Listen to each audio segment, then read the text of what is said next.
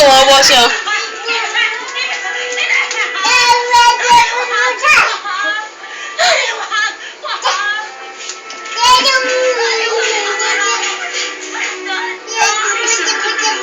Tinalikuran ako ng mahal ko.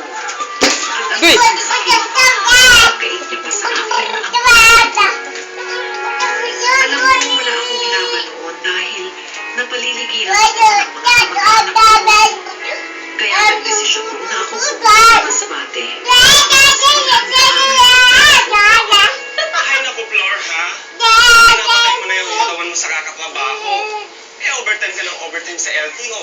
Pagkatapos pag-IO, nag-house na ka pa. Naman kaya gusto kong mabawi yung mga anak ko eh.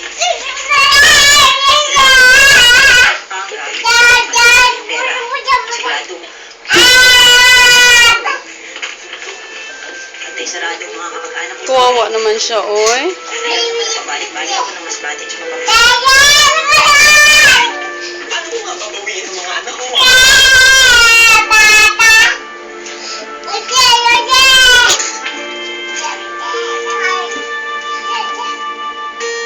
Kawawa siya, oh, na. May pinag-aralan din naman pala eh.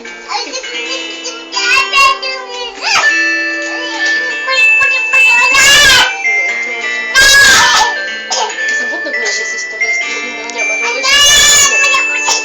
Siya, ayoko na may inape. Di ba, niluhod siya.